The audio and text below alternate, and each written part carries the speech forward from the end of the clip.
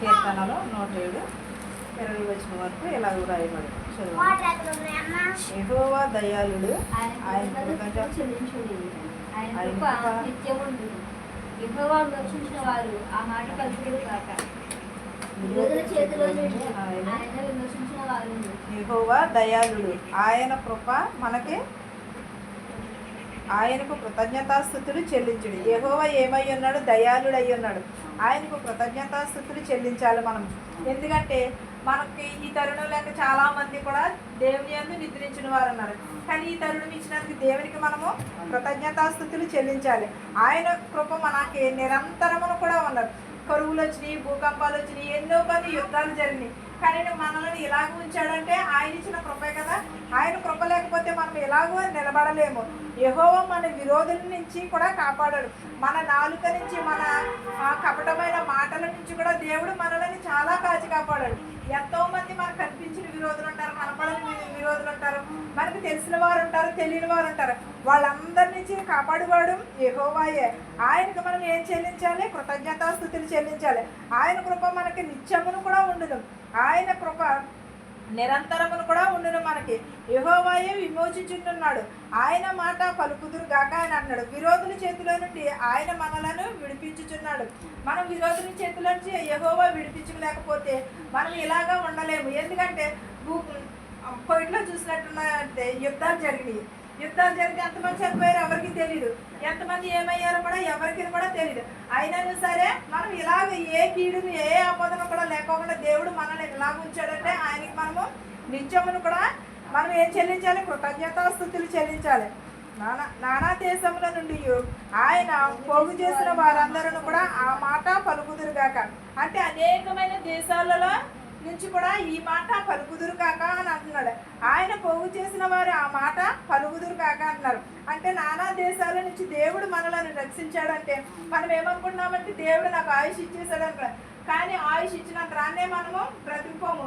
ఎందుకంటే దేవునికి మనం కృతజ్ఞతాస్తుతులు ఎలా చెల్లిస్తున్నాము, దేవుని ఎలా భయముని భక్తిని కలిగి ఉంటున్నాము.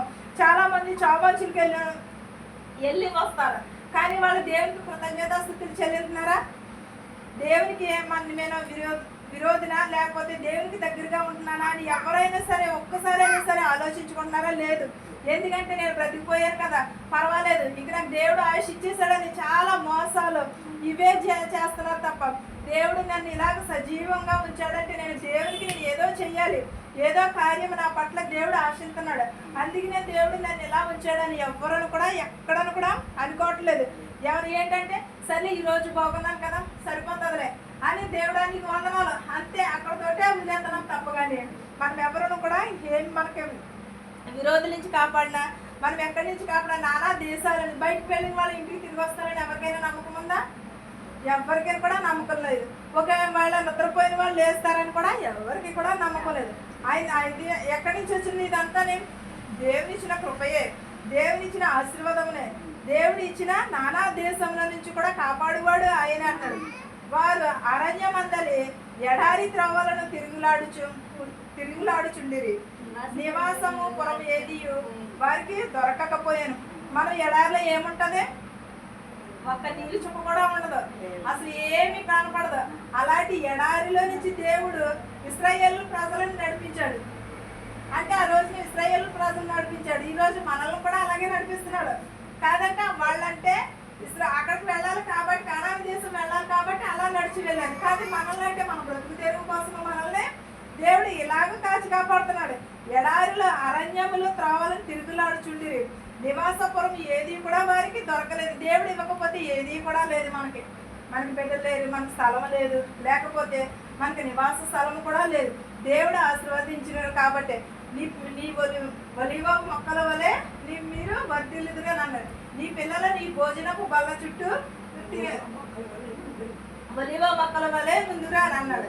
అంటే ఆయన అలా ఆశీర్వదించాడనే కదా ఈ రోజున మనము ఈరోజు పగలంతా పని చేసుకుని వచ్చి సాయంకాలానికి మన పిల్లలు మనము తింటున్నామంటే అది దేవుడిచ్చిన కృపయే, ఆయన ఇచ్చిన ఆయుషే. ఆకలి దప్పుల చేత వారి ప్రాణము వారిలో సొమ్మసిల్లెను. వారు కష్టకాలం మంది యెహోవాకు మొరపెట్టిరి. ఆయన వారి ఆపదల నుండి వారిని విడిపించాను. ఆకలి ఈ రోజుల్లో అంటే దేవుడు అందరిని ఆశీర్వదించాడు, కానీ బట్టకి తిండికి లోటు లేదు. ఈ రోజు ఇదివరకు రోజులు మీ రోజుల్లో ఎలా ఉండేదమ్మా? పగలంతా పని చేసుకుని వచ్చి సాయంకాలం దంచుకొని తినేవారు. మా ఊర్లో అయితే సోళ్ళు పండించేవారు కాబట్టి సోళ్ళు దంచుకుని తినేవారు అట. పగలంతా పని చేసుకుని వచ్చి ఆ సోళ్ళు తెచ్చుకుని దంచుకుని సోడు జావ కాసుకుని తాగేవారు అట. మా ఇప్పుడు ఉడుపు పొలాలు వచ్చేసినాయి కాబట్టి ఉడుపు సేలు వచ్చినాయి కాబట్టి తర్వాత పగలంతా పనిచేసి వెన్నెలు తెచ్చుకుని దంచుకుని ఉడికి తినేవారు. మరి ఉడకేసుకుని తినేవారు. అప్పుడు బియ్యము బాణంలో వేసుకుని ఉడకేసుకుని తినేవారు. ఇప్పుడైతే ఇప్పుడు బియ్యం అంటే ఎవరికి తెలియదు. అలాంటి స్థితి నుంచి దేవుడు ఇలాగ ఉంచాడంటే ఆకలి తప్పుకుని వారి ప్రాణమును వారితో సమస్య లేనని అంటున్నాడు. వారి కష్టకాలం అంతా యెహోవాకు మొరపెడితే ఆయన వారి మొర ఆపదలో ఉన్న వారందరి నుంచి కూడా విడిపిస్తానని అన్నాడు. అంటే ఆకలిగా ఉన్నప్పటి నుంచి మనం అప్పుడు మొరపెట్టి ఉన్నారు కాబట్టి మన పెద్దలు ఈ రోజునే మనం తినగలుగుతున్నాము. బట్టకు కానీ తిండికి కానీ దేనికి కూడా లోటు లేదు. దేనికి కూడా దేవుడు అంతగా ఆశీర్వదించాడు. కానీ అంతగా ఆశీర్వదించాడు కానీ ఏమంటున్నారు? ఇది అంతా నా కష్టార్జితమే, నేనే సంపాదించుకున్నాను, నా కష్టార్జితమే, నా రెక్కల సంపాదనే, నాదని గుండ్లు బాదుకుని మరీ చెప్తున్నాడు. కానీ దేవుడు ఇవ్వకపోతే మన సంపాదన ఏమైపోతుంది? మనకి రెక్కలు ఏమైపోతాయి? ఇది అంతా దేవుడిచ్చింది కాబట్టే. ఈ రెక్కలు ఇచ్చినా ఏది ఇచ్చినా ఎంత మొరపెట్టి అడిగినప్పుడు మనం తల్లిదండ్రులు ఎంత మొరపెట్టుంటారో కదా, దేవుని ఎడల ఎంత మొరపెట్టుంటారో, ఎంత రోధించుంటారో. నేను ఇలాగ అయిపోయాను, నా బిడ్డలకి ఇలాంటి స్థితికి రప్పించుకో ప్రభువా, నా బిడ్డల్ని కాచి కాపాడు ప్రభు అని వాళ్ళు చేసిన ప్రార్థనలే ఈ రోజు ఇలా ఉన్నాయి. చాలా మంది అంటారు, అయ్యో వాళ్ళ ఇంట్లోనే అలా చనిపోయిన కాడిచి అన్ని కష్టాలేనమ్మా అంటారు. ఎందుకని కష్టాలు? వాళ్ళు ప్రార్థన అప్పుడు ఫలించింది. అలాంటి ప్రార్థన చేసేవాళ్ళు ఈ రోజుల్లో లేరు. కన్నీటి ప్రార్థన ఎవరో ఒకడు ఏదో నామకార్థంగా చేస్తున్నారు, నామకార్థంగా చేసేసి వదిలేస్తారు. అది నా ఇంట్లో ఆశీర్వాదంలో తగ్గిపోతున్నాయి. అది ఇదివరకు ప్రార్థన ప్రతి నిమిషము ప్రార్థన చేస్తారు. ఎందుకంటే వాళ్ళు పడ్డ కష్టాలు అలాంటివి, వాళ్ళు అనుభవించిన శోధనలు అలాంటివి. ఆ శోధనలను బట్టైనా సరే వాళ్ళు చనిపోయేంత వరకు కూడా అసలు వాళ్ళ ప్రార్థన మర్చిపోలేదు. మనకేంటంటే అన్నీ కలిగినాయి కదా, దేవుడిని మర్చిపోతాం. ధనవంతుడు ఏమన్నాడు? నా ప్రాణమా తినుము త్రాగుము సుఖించుము అన్నాడు. అదే స్తుతించుము అంటే బ్రతుకును కదా. దేవుడు అన్నాడు, ఈ రాత్రి నీ ప్రాణం తీసుకున్నాను, ఇదంతా ఏమైపోయినో ఎవరికి కూడా తెలియదు అని అడిగాడు.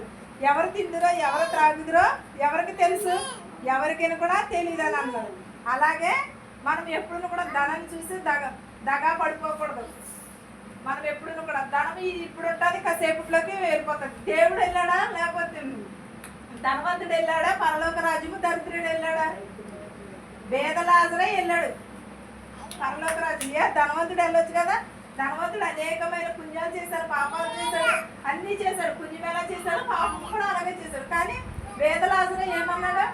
నేను నీకు ప్రార్థించుటకు యోగ్యుడని కాదు, అయినా సరే నీ రాజ్యంలో నన్ను చేర్చుకోమని అడిగాడు. ఎందుకంటే తగ్గింపు కలిగిన స్వభావం కలిగి ఆయన అడిగాడు కాబట్టి ఆయన లాజరు ఏం చేశాడంటే దేవుని రాజ్యంలోకి వెళ్ళాడు. ఆపదలో నుండి మనలను విడిపించేవాడు యెహోవాయే. కానీ మనకి ఏ ఆపద వచ్చినా ఏ కష్టం వచ్చినా సరే దేవునికి మొరపెట్టుకుంటాం. వారు ఒక నివాసపురమున చేరినట్లు చక్కని త్రోవను ఆయన వారిని నడిపించను. ఎప్పుడు శోధన నుంచి తప్పించి అన్నిటి నుంచి తప్పించి కూడా వారిని ఒక చక్కని త్రోవలో నడిపించునని అన్నాడు. వారు ఒక నివాసపురమున చేరినట్లు చక్కని త్రోవలో ఆయన వారిని నడిపించును అన్నాడు. ఆయనను బట్టి మనం ఏమి కలిగి ఉండాలి? నరులకు ఆయన ఆచార్య కార్యములన్నిటిని బట్టి వారు యెహోవాకు కృతజ్ఞతాస్తుతులు చెల్లించుదురు గాక అని అన్నాడు.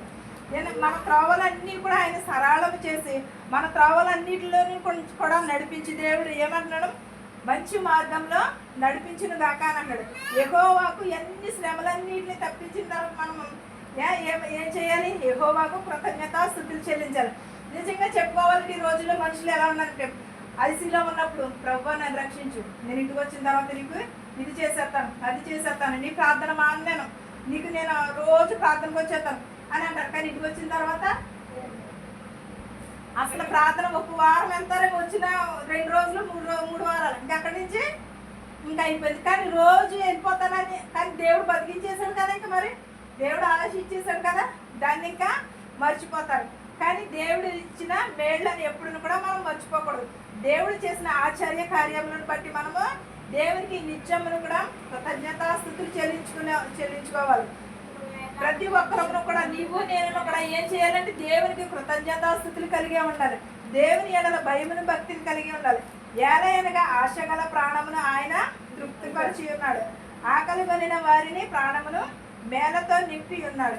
నిజంగా ఇది ఆశపడిన ప్రాణాన్ని ఎప్పుడు కూడా తృప్తిపరుస్తాడు. ఎందుకంటే చావాల్సి నుంచి లేవనెత్తాడంటే అది ఒక ఆశే కదా. ఇంకా బ్రతకాలని ఆశ చెప్పునే మనం అడిగాము. కానీ ఆశ తీర్చిన వెంటనే ఏం చేసేసాము? దేవుడిని మర్చిపోయాము. ఆశ గల ప్రాణం ఎప్పుడు కూడా దేవుడు తృప్తిపరుస్తానంటాడు. మనం చాలా మంది అనుకుంటారు, ప్రభువా నాకు ఇది కావాలి అది కావాలని అడుగుతారు. దేవుడు అన్నీ ఇచ్చిన తర్వాత మర్చిపోతాం. ఒక చిన్న ఉదాహరణ ఏంటంటే, ఒక ట్రైన్లో చాలా మంది ప్రయాణం చేస్తున్నారండి. ప్రయాణం చేస్తుంటే వారందరూ కూడా ప్రయాణం చేసినప్పుడు ఏం చేశారంటే, వెళ్ళి ప్రయాణం చేసినప్పుడు ట్రైన్లో యాక్సిడెంట్ అయిందంట.